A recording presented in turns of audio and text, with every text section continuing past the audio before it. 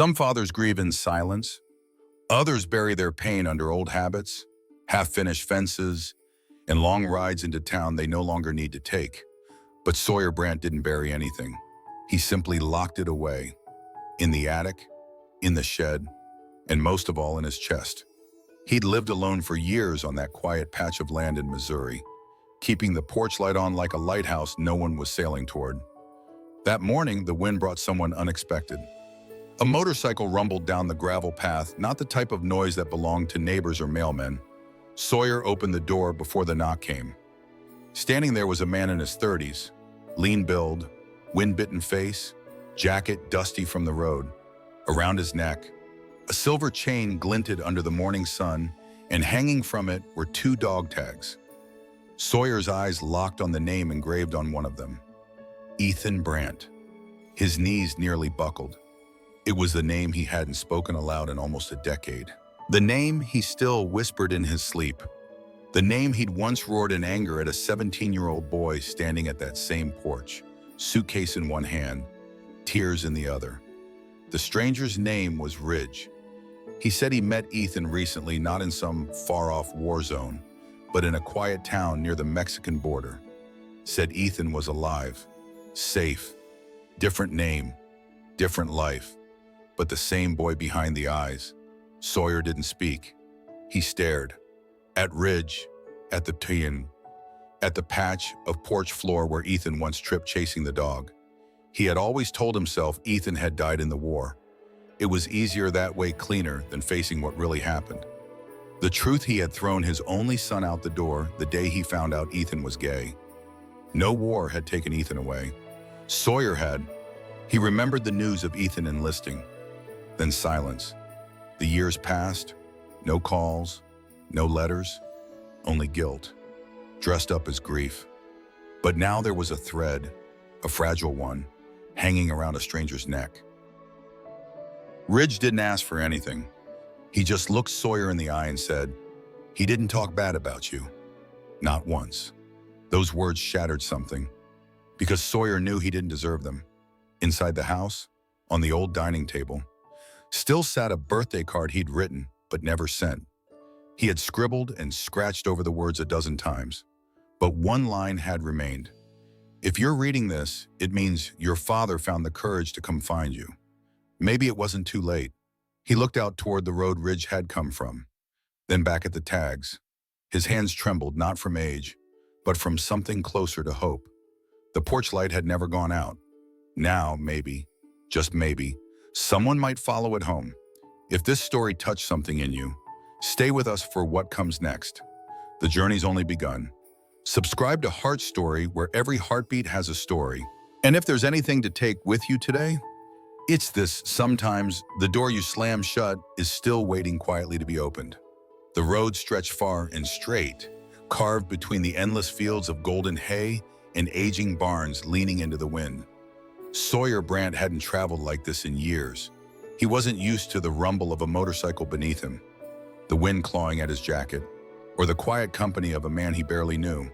But Ridge rode ahead, steady and certain, as if this wasn't just a road but a thread pulling them towards something fragile and long buried. They didn't talk much at first. The sound of the engine filled the silence just enough. It wasn't until they stopped at a roadside diner, somewhere past the Oklahoma line, that the past began to loosen its grip. Over a chipped mug of coffee, Ridge started talking, not like a man with gossip, but like someone who'd carried a secret too heavy for too long. He said he met Ethan by accident, outside a grocery store near the Mexican border. There was a small shop next door, a watch repair place tucked between a bakery and a thrift store. Ridge's old wristwatch had stopped ticking, and that's how he walked into the quiet world Ethan had built. "He goes by Caleb now," Ridge said, staring at his cup. "Runs the shop alone. Doesn't talk much unless you ask first." Sawyer didn't interrupt. He barely breathed.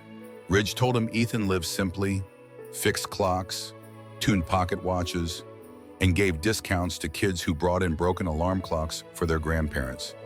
He had a rescue dog named Milo, a brown mutt with floppy ears and gentle eyes. No pictures of war, no medals on the wall, Just a photo on his desk, an old snapshot of a boy sitting on a porch step next to his father, both covered in mud, laughing. Sawyer remembered that day. The sprinkler had burst in the front yard, turning the lawn into a mess of wet soil. Ethan had jumped into it without hesitation. Sawyer chased him in, pretending to be angry, but ended up laughing harder than he had in years. He hadn't seen that photo since. "He never said a bad word about you," Ridge repeated, softer now. "Said he didn't want to remember you angry." Sawyer gripped the edge of the table.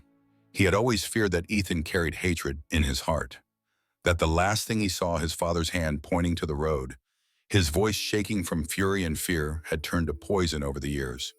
But now, knowing Ethan had held on to that one photo, never spoke ill, and lived in peace, it unraveled something inside him.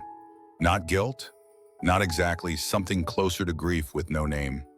Back on the road, the air turned warmer. They passed small towns, lonely gas stations, and faded motels with neon signs barely clinging to life. Ridge didn't ask why Sawyer had changed his mind, didn't pry into what finally cracked the silence of 10 long years. He just rode ahead, and Sawyer followed. Each mile felt like peeling back layers of dust, not just on the road, but inside Sawyer himself. For the first time in years, he remembered the way Ethan used to hum while tying his boots, the way he lingered at the piano even when he thought no one was listening, the way he cried the first time their dog got sick, and how he whispered, "I just want to help things get better." Sawyer used to think being a good father meant keeping control, setting rules, holding firm. But Ridge's stories painted a boy who didn't need a firm hand, just a safe place to grow. When they finally neared the town, Ridge slowed down, then pulled over near an overlook. The view below showed a cluster of sun-washed buildings, a church steeple, and the faded red roof of the watch repair shop nestled on the corner. Ridge parked the bike, took off his helmet, and looked at Sawyer. "I'll let you take it from here," he said. Sawyer didn't ask why. He knew. Some journeys had to end alone, not because of pride, but because healing required it. Ridge had delivered the truth. What Sawyer did with it now was his own choice. As Ridge disappeared down the road, Sawyer looked at the town below and felt something loosen in his chest, not forgiveness, not yet, but maybe the beginning of it. He adjusted the strap of the small bag on his shoulder. Inside was the birthday card, worn soft at the corners, and a hope he no longer knew how to name. Sometimes a father doesn't get to rewrite the past, but he can choose what comes next. And maybe, just maybe, that's where real love begins again, not with words, but with the will to walk toward the pain and stay. The town felt like it had been forgotten by time.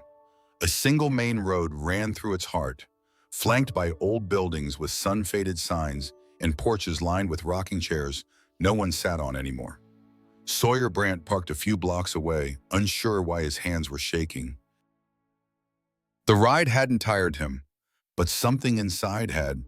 The weight of years, the silence he'd allowed to harden between himself and the boy he once carried on his shoulders. He walked slowly toward the corner shop, its windows clean. The door painted a calm blue. The sign above read, "Caleb's Timepieces," in gentle, curved lettering. Through the glass, Sawyer saw him. Ethan. He was older now, of course. His shoulders broader, his hair a little longer, his face not as boyish as before, but Sawyer would have known him anywhere. Ethan stood behind a wooden counter, hunched over an antique pocket watch, one eye closed in concentration as he adjusted the mechanism with quiet precision. He hadn't noticed the man standing outside. Sawyer didn't move at first. His eyes were fixed not only on Ethan, but on the space around him, the shelves filled with timepieces, the plants near the window, the small dog napping near the heater, and the stillness of a life carefully rebuilt. A life Ethan had made after being pushed out of the only home he had known. Sawyer stepped inside. The bell above the door chimed soft, deliberate. Ethan looked up. Their eyes met. There were no whams, no drama, just silence thick, suspended, not cold, just full. Ethan didn't say anything. Neither did Sawyer. The older man reached into his jacket and pulled out a small envelope, the birthday card he had never sent. He didn't hand it over immediately. Instead, he placed it gently on the counter. His voice, when it came, was rough around the edges. "I wrote this a long time ago," he said, "but I couldn't send it. Not until I thought I could face you like a man, not like a coward." Ethan didn't touch the envelope. Not yet. He just looked at it, then at his father. There was no anger in his eyes, only a guarded calm, like someone who had spent a long time preparing for a moment that may never come. After a few breaths, Ethan opened the envelope. He read quietly. Then, as if he had expected every word before he saw them, he folded the card and placed it in the drawer beneath the counter. He didn't cry. He didn't shout. He didn't ask why. Instead, he walked toward the back of the shop, picked up a second mug from a shelf, and poured a cup of tea from a small kettle that had clearly been used that morning. He held the mug out. Sawyer took it with both hands. They sat at a small table in the corner, where the morning light spilled in through the blinds. Neither spoke at first. The clink of the spoon against the mug was the only sound in the room. Outside, life moved slowly. A truck passed by. A bird landed on the windowsill. The world remained unaware of what was unfolding in that quiet corner of the South. Eventually, Ethan looked up. "You came all this way," he said. Sawyer nodded. "I needed to." Ethan didn't answer. He didn't need to. It was enough. On the far wall, Sawyer noticed something framed in glass. He stood, walked closer, and felt his chest tighten. It was a drawing, a simple one, of a boy holding a toy sailboat beside a lake. The lines were rough, the colors faint, but Sawyer recognized it. He had drawn it himself and given it to Ethan on his 10th birthday. He'd assumed it had been lost or thrown away long ago, but here it was, preserved, unfaded, loved. "You kept this?" he whispered. Ethan sipped his tea. "It reminded me of who you were."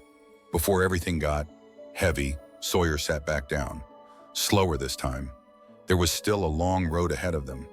Words left unsaid, wounds left untouched. But for now, there was warmth in the cup between his hands. The picture on the wall, the tea shared in silence. It wasn't forgiveness, not yet, but it was peace, and it was real.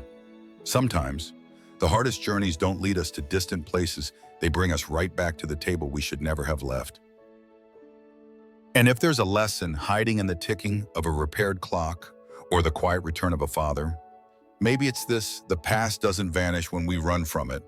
It waits patiently until we're brave enough to knock, step inside, and sit down. The tea had gone lukewarm, but neither Sawyer nor Ethan moved to replace it. The stillness inside the shop seemed to hold them there, not frozen, but suspended in something fragile.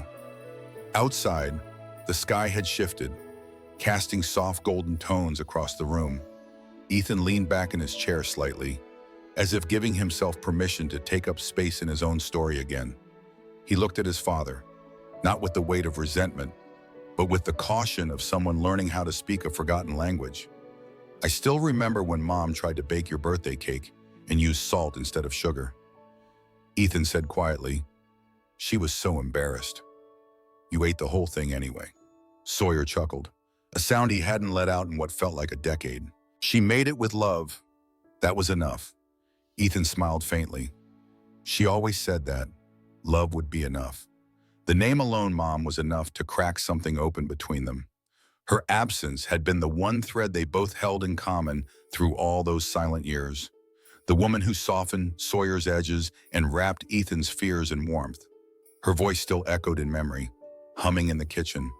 Her hands always busy but never rushed. Sawyer looked around the shop again, noticing the quiet order, the neat rows of tools, the books lined up by color. Ethan had inherited his mother's precision, her quiet patience. Not his father's thunder, but her steady light. "I never knew how much you had of her," Sawyer said softly. Ethan didn't reply. He didn't need to. They sat with her memory not in mourning, but in quiet honor. Sometimes grief doesn't howl. Sometimes it's the soft sound of two people remembering the same laugh, the same scent of cinnamon on a winter morning. Then Ethan stood. He crossed the room and reached behind the counter. He pulled out a small object and placed it gently on the table between them. It was an old portable radio square, scratched at the edges, the volume dial worn nearly smooth. "I kept this," Ethan said. "You gave it to me in 6th grade, when I couldn't sleep, or felt like I didn't belong anywhere. I'd turn it on. Didn't even matter what station. Just the noise helped." Sawyer stared at the radio as if it had come back from the dead. He remembered buying it with a coupon at the hardware store. No special reason, just thought Ethan might like it. He never knew it meant anything. "I didn't realize." He started. Ethan shook his head. "You didn't have to. I think back then I was just trying to find anything that still sounded like home." There was a long pause, but it wasn't empty. Sawyer looked up in the wall again, at the drawing he had made for his son all those years ago, still proudly framed behind glass. Time had not dulled its color, nor had it dulled the reason Ethan had kept it, because despite the pain, despite the rejection, some part of him still needed to believe that his father had loved him, and that maybe, just maybe, he still did. "You know," Ethan said, breaking the quiet, "for a long time I told myself I didn't need closure, that moving on was enough. But I think I needed this, not an apology. Exactly. Just a moment where we could sit here and not pretend it didn't happen." Sawyer nodded. "I pretended. Every day. It doesn't fix anything," Ethan said. His voice measured, calm. "But it helps to know you showed up." The clock above the door chimed softly, marking another hour passed. Sawyer noticed that Ethan hadn't looked away once since the conversation began. No folded arms, no tapping foot, just presence. It was the kind of strength that came not from being untouched by pain, but from walking through it and learning how to live anyway. They both stood. No embrace, no dramatic gestures, just two men, one older, one once lost, now quietly beginning to see each other again. As they stepped outside the shop, the sun had dipped lower, stretching long shadows across the sidewalk. And for the first time, Sawyer didn't feel like a visitor. He felt like a father who had finally stopped running. Sometimes, reconciliation doesn't come with fireworks or redemption arcs. It comes with tea gone cold, memories revisited, and a broken radio that still hums like it did when the world felt safer. And maybe the lesson in all of it is this: the past may not be repairable like clockwork, but relationships, when handled with quiet care, can still be wound gently back to life. The highway home looked different now. Or maybe it was Sawyer Brandt who had changed. The road hadn't smoothed, the fences hadn't straightened, but the silence that had once felt like a punishment now settled into something quieter, like understanding. The motorcycle ride back was long, but it was no longer heavy. The weight had shifted from regret to something else, something closer to hope. It was nearly Thanksgiving. The air had cooled, and Sawyer had returned to the house alone. Ridge had gone his own way after the visit. No questions asked. That kind of man never lingered. He just showed up when he was needed and disappeared before the thanks could catch him. Sawyer stood in front of the old house now. The porch steps still creaked. The garden had surrendered to autumn, but it was the porch light that mattered. He'd fixed it the night he got back, rewired the switch, changed the bulb, and stood for a long time staring at its soft glow. His late wife had always insisted that lights stay on whenever Ethan was out. In case he forgets his key, she used to say.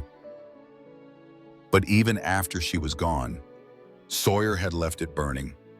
Not because he believed Ethan would come home, but because he needed to believe it could happen. And tonight, when he was making her old pumpkin pie recipe, the same one she used to bake every November, with her handwriting still stained into the recipe card. He followed it carefully, even chuckled when he nearly repeated her mistake mixing up salt for sugar, but caught it in time.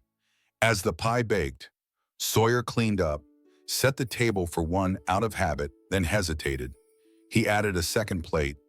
He didn't expect anything, but when the knock came, soft and unsure, he paused, opened the door, and there was Ethan, in his hands, a pie tin, warm from the road.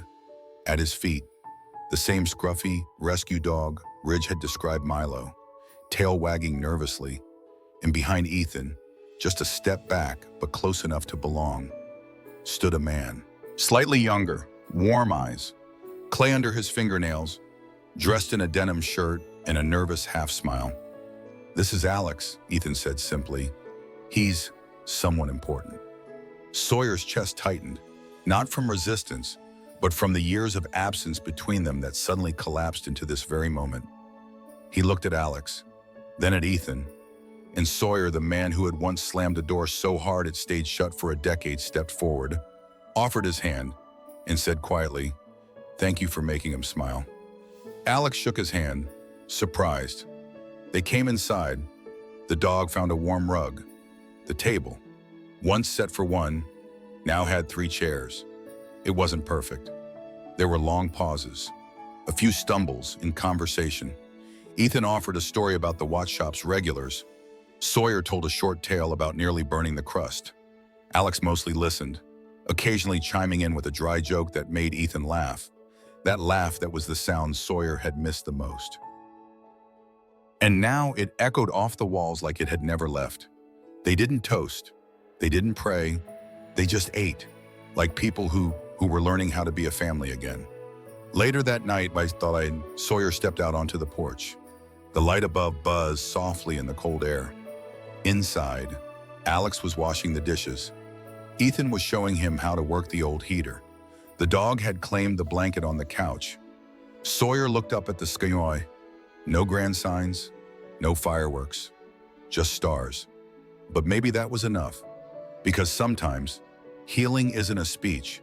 It's a door left unlocked, a porch light left on, a seat kept at the table for someone who might come home, even if it takes them years to do it. And when they do, when they finally knock, you don't ask why they left. You thank them for coming back. Have you ever left the porch light on for someone you love, or for yourself? Tell us in the comments.